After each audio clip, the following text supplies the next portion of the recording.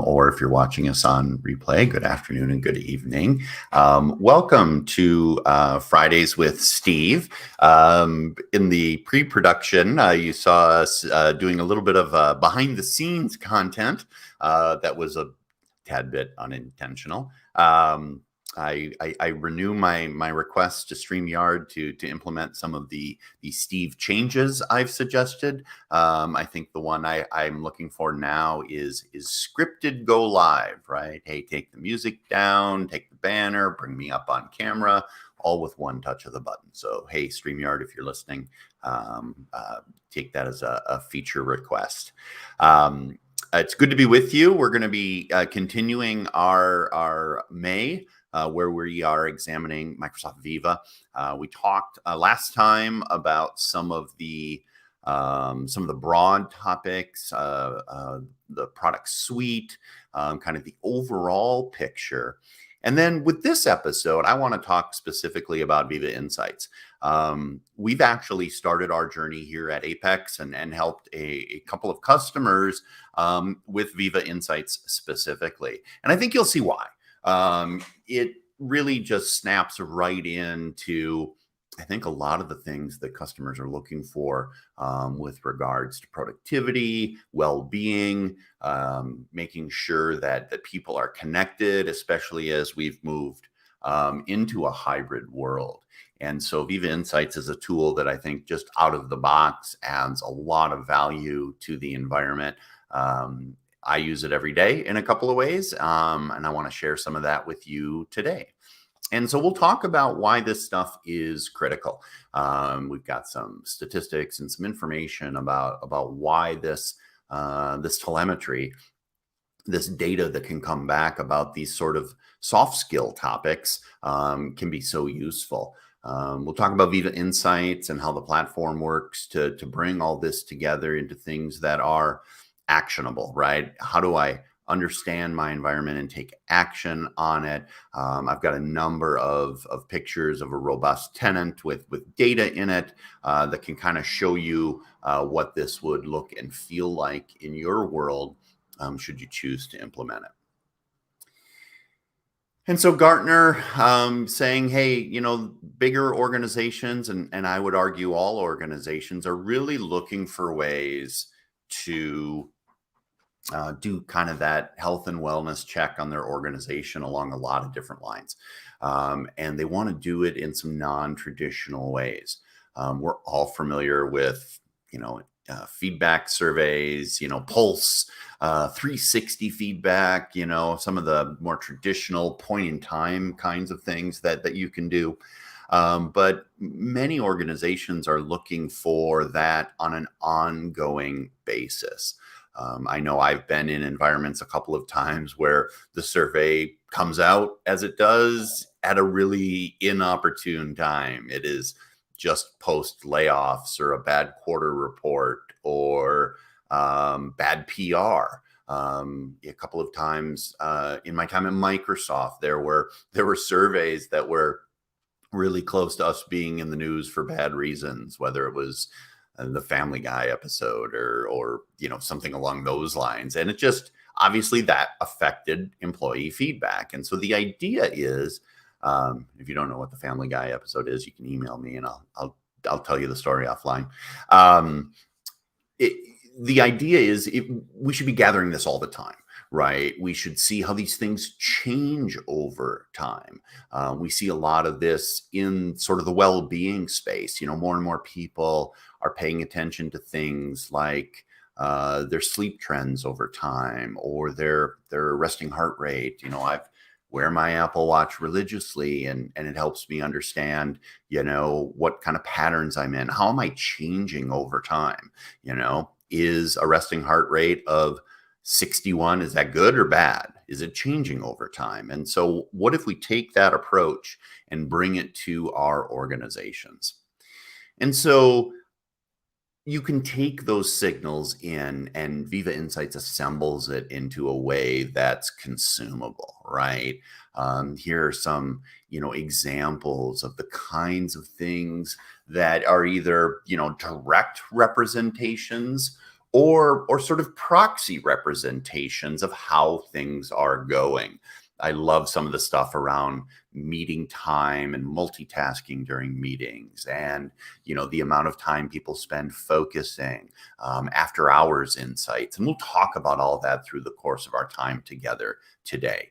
But Viva Insights is really the platform that brings this all together, right? Whether they're at the organizational level, or they're at the team level, frontline managers understanding how they work and how their team works and how that's changing, getting better, getting worse over time.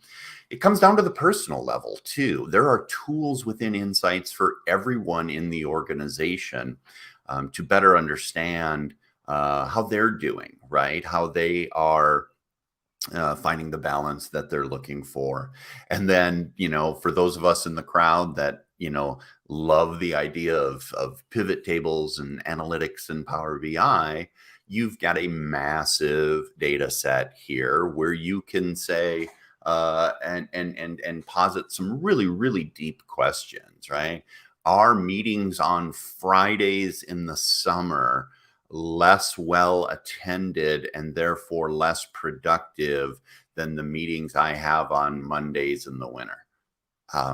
Not sure why exactly you'd want the answer to that question, but the data's there, right? I know at Apex, we do a lot of work with standard reporting and tools, whether it's our financial platform or our sales and marketing platform. But we also love to sort of peel the covers back and get into the data, for our own ideas about the insights that we're looking for. So what's that business impact going to look like for you? I mean, I think number one, for me, is number 3 on this slide, which is improved employee onboarding and retention. I've spoken about it a couple of times recently that, employees are our most critical asset. They are the most important part of the business. They're the differentiator, the business differentiator with most of our competitors. At the end of the day is the people. So if I can onboard them faster, make them more productive, so sort of that middle point, and then challenge, ensure their well-being, and retain them for longer, that's really an amazing story. Whether it's the Viva platform, or we've seen other products emerge in this space as well, sort of acknowledge that. A couple of years ago, I had my first foray into this space and looking at a third-party tool, and I just remember being sort of gobsmacked by how expensive it was. But at the end of the day, that expensiveness is in the context of, what if 5 people who were going to quit this year don't quit? Well, the organization says, costs me, $30,000 every time there's an employee of this type turnover.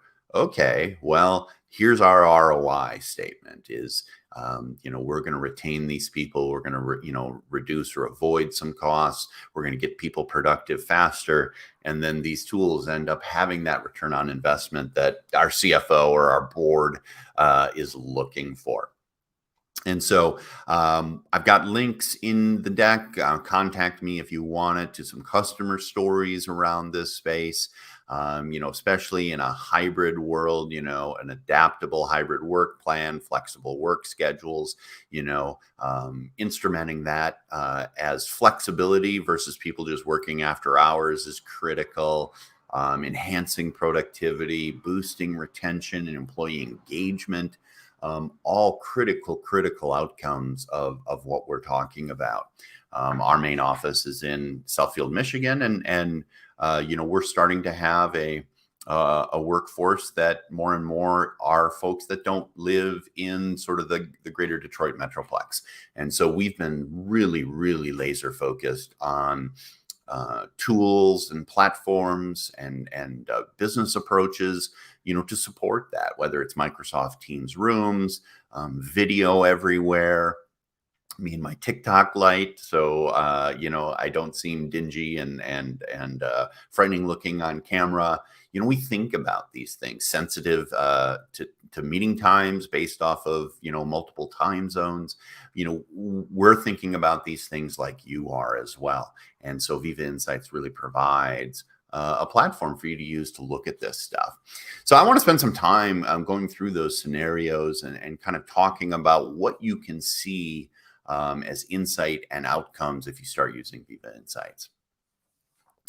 So the first one is leadership, managers and leaders, looking at the meeting culture within your organization. I've worked with a lot of customers. I've worked a couple of places where the culture devolves into people only work or answer questions in meetings, right? Like the only way to get that sort of the thing I need from that other person is to schedule a meeting with them, and that's a little bit broken, right? And so seeing how much time people have to focus, how much time is spent on one-on-ones, how big are the meetings, are people multitasking? You can see that scatter plot around multitasking in the context of how long meetings are, right? And then taking action off of this and then seeing, are those changes helping? Right. One of the things that I always find fascinating is folks, whether it's in business or whether it's in politics or society or culture, we implement these changes, but we don't seem to spend a lot of time wondering, gee, I wonder if that helped things out. And so, data over time in this space can really give you that sense of, hey, making this change and how we approach our one-on-ones is making a difference. And I think that's what's so critical about the platform. And so having managers and teams, being able to drive this down to the individual level, right? Suggested tasks, pictures of individual teams and changes over time. All of those things are super, super critical. What are the norms? A culture is pretty well defined by its norms, right? What's taboo and what's normal behavior. That's how all societies work. And so business and organizations are not unlike that, right? If the organizational norm is, emails are responded to within 30 seconds, well, that's a norm. Is that a healthy one though? Right? Or maybe an organization says, hey, it's taboo to contact people after 5. That's their personal time. Almost everything can wait till the morning. And so you have this ability to scale through individual managers and down to the personal level, right? Allowing all employees to build those habits, meeting feedback, setting up your own focus time, being guided through sort of the organizational norms in these spaces. Super, super critical, right? You create that learning organization, you create that organization based off of feedback, and extends all the way down to the individual. We'll dig a little bit deeper into the individual here in a few minutes. And so how do we foster high performing teams in this hybrid work era, right? So quickly, understand how these people are working differently, right? Work-life balance, new hire onboardings. You can see what's going on in the organization. I love the magic quadrant up there, although long and unfortunate meetings being up and to the right. It probably should be the other way around. But being able to see this data and spot opportunities and then target an intervention, right? To say, how do we, get those norms out into the world, right? To say, I'm going to, issue this edict to my team. Edict is probably a little strong. This advisory guidance to say, hey, make the meeting shorter. Every meeting's 15 minutes shorter. Go, right? How do we get that out into the culture? And then, give employees the tools to do things that conform to their norms. This is one that is big for me. I have a certain work style. I'm also off schedule by an hour from the folks in Southfield. So oftentimes I'm working later than they are and they're working earlier than me. So I will delay send, whether it's email or now with the Teams chat delay feature. I'm able to sort of, get the answer back to them, sort of clear out my inbox, but not do it in a way that interrupts personal time, right? To say, hey, send it to them in the morning. when we're all back and online versus, interrupting that after work time. So then we also have this ability to just boost employee engagement, right? Look at how people are collaborating and being able to see, the way the organization works, and then even have assets and resources that can map to either corrective action or guidance you want to provide, and being able to see, what are the trends, right? What changed here mid-June to really change, our organizations after our collaboration? Are we breaking some norms for a good reason, or is it a bad reason? But having the data to be able to know, that those things are happening. Looking for, engagement risks and bright spots. Something like, when are people starting their day, right? When are people engaged? When are they checking out? Seeing that at a team level, at an individual level, and be able to, focus on those best practices and look for things that maybe are unhealthy. I'm a big fan of all my managers having one-on-ones with their teams, making sure that's happening, making sure it's constructive, seeing where, folks are deprioritizing that time to connect on a weekly or biweekly, whatever the rhythm is, basis. Really, really key. No collaborating outside of work hours. Maybe you're working, but, making sure that you're not influencing the work habits of others. And then, offering praise when those things are in the healthy direction and are going well. Making sure people are scheduling focus time, taking that moment to express gratitude, right? I'm not perfect. I try really hard. Even, with that last email in the chain that sort of, here's the answer to your question, Steve. Oftentimes I reply with a thank you. I know if I was face to face with this person and I asked them a question and they answered it, hey, thanks. I really appreciate that. Doing that in email is a little, a little awkward sometimes, or it sort of continues the thread. At some point we all have to stop saying thank you to each other. But having tools built in to do this in sort of that digital space, that offering praise, that acknowledging people in front of others can be really, really valuable. And so from a leader insight standpoint, just want to kind of drill into, a couple of these screens and what the platform can offer.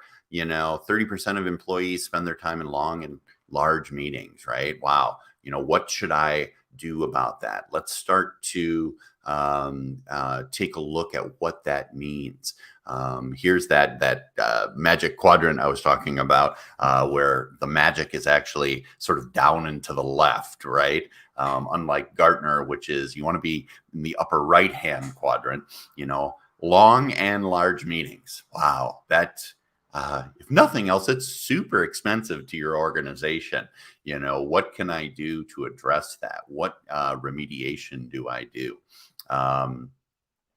Here's the after hours collaboration, for a span of time in our team, and then what to do about it. I feel like a lot of my conversations about Microsoft solutions and platforms over the last few years have really evolved into, here's the data and here's what to do about it, right? Thinking about like Secure Score.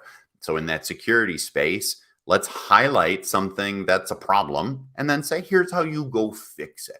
So let's take that same approach within Viva to say, hey, here's a challenge you're facing, and here are some ideas about what to do. 48% of employees have less than 10 hours of uninterrupted focus time per week, right? This gets back to that meeting culture that like I said, I've been in a couple of organizations that work this way, where everybody is full-time meetings each and every day. It doesn't mean they're not working, but meetings have turned into their working time. How do you sort of reverse that trend? I'm pretty hard on my direct reports and their teams around, who has to be here for a meeting so we can do that decision making, right? That down into the left quadrant versus, everybody and their uncle. A couple of times I've called out, a meeting structure where I go, hey, this just cost us $2,000, based on the employee costs and who's sitting at the table. Did we get value out of this for the organization is something I'm usually pretty in tune with.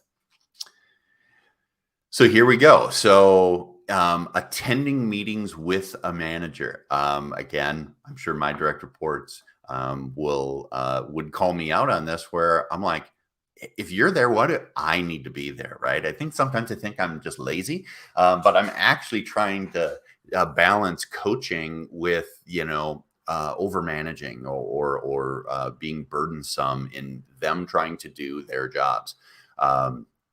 And different strategies for different organizations, right? There might be a different, requirement in a legal organization or a finance organization than there is in a sales organization. I look a little bit sideways at two sellers in a meeting. I'm like, I don't understand why we both have to be here, kind of thing. So, but having the data to back that up and to understand what you're looking at. So let's take a look at some of the advanced tools, right? And so, being able to see again across your environment, 100% of employees are active for at least one weekend during the past 4 weeks, right? What are we going to do about that? Let's explore that more. Is it team centric? Is it job role specific? Is it tied to a single manager or leader? And then what do we do to remediate it? Or is that the norm in our organization? And there are certain organizations that have, a culture that's maybe a couple of, orders of magnitude different or standard deviations different from what most of us do. That's okay too, but you want to have the data to be able to see where you're landing, right? How much time in chats, in unscheduled calls, in pre-established meetings, on a team basis, how much time, are available for focus time. I really love that the focus time averages 6.6 and is between 6.4 and 7. I have a feeling if we ran this chart for most organizations, it wouldn't look exactly like this. I know guarding focus time is something we're pretty in tune with here at Apex. I don't know that we've gotten to 6+ hours a day. And then being able to see, by team, who's working after hours, who's distributing information after hours, who's collaborating on the weekend. Looks like, they have a weekend collaboration challenge in this organization. Being able to see this data and understand, why it matters. You can see the link up top. And then, what are we going to do about it, right? What happens when things are urgent? What happens, urgent and after hours? This goes to one of my number one pet peeves, which is the red bang email. I have literally taken corrective action with people at vendor partners of ours who is like, if every email has got a red exclamation mark on it, then none of them do. Please stop, right? I try and keep my all hands on deck scramble moments for when I really need them. And so, understanding if you're desensitizing your organization to when something's really critical is definitely good to know. Flexible start times could be good. If you're making widgets, could be bad, right? And seeing where those differences in teams lie. Same hours of inactivity. Are they predictable? Are they able to, control their active hours, right? Limit their activity to 9 distinct hours throughout the day. And you can change these bars and so forth to match your organization, but having this insight and then taking action off it. Always on versus, long nonstop, long with breaks. It's good that there's nobody in that low activity, strata there, but that 22% always on, might have me a bit concerned. And it looks like inventory management has got the biggest challenge, and the biz dev team is a little bit more balanced, right? What is there manager coaching I should do? Is there workload views I should take? I'm going to just like scroll through a couple of these. There's so much data. This is the advanced analytics picture because I want to be able to get and finish on the employee view, right? So now it's time to take action, right? Who's got long work days? Let's go ahead and take a look at that. And so we can see at a manager level, being able to see at a team, individuals to say, here's my team. Here's the one-on-ones I have scheduled. Here's the kinds of meetings that we have, and what are people's habits about RSVPing and staying focused on the meeting in hand. What impact did I have on quiet hours? So this gets back to that leadership habit, right? And then maybe I want to implement a shared focus plan that I want all of my team to book time, and I can either I can specify 1, 2, or 4 hours, do it in the morning, silence Teams notifications, and then invite my team to go participate, right? So that easy to set up that kind of remediation, as well as these well-being vignettes that are just included with everything in Viva Insights, and being able to see, and model what some of that behavior looks like. And then I just wanted to finish on the personal insights. So we're all, at the end of the day, also, individual contributors in our own world. We might manage people, but we also, we're an employee too, right? So things like sending praise, having that built in, and making that something that folks are very much engaged with. Like I said, I try to do it. I try to be a grateful person. Just in general, I find it to be a good habit to have. But integrating that, in this digital world, and what that feels like. Good days and bad days. I use a couple of apps on my iPhone to, do these kinds of pattern recognition for me. I mentioned health. There's a couple other well-being, even the screen time app, right? Kind of telling me from a personal device standpoint, hey, Steve, you're trending higher on how much time you're, playing Candy Crush, might be time to give it a break. Built in things around, well-being and sort of, mental and wellness, mental health and wellness, and so forth. And so having those resources built in with partnership from Headspace, super critical. You can see the individual level that talks about focus time, and being able to book that, in one fell swoop across your calendar. Lots of people in our organization use this. When you're looking for meetings with people and you've got, a meetings culture, well, then the time I need to focus needs to be a meeting as well, right? And be able to, set that up, even build in some breaks. Again, my watch reminds me to stand up once an hour, and having the tools within Viva to be able to do that is pretty powerful. And then I love this one, and this is where we'll kind of finish our talk today, around this virtual commute. So like I said, I live in Minnesota. I don't live in Michigan, and commute into the office on a daily basis. But Viva at 5 o'clock my time says to me, hey, you want to do a virtual commute?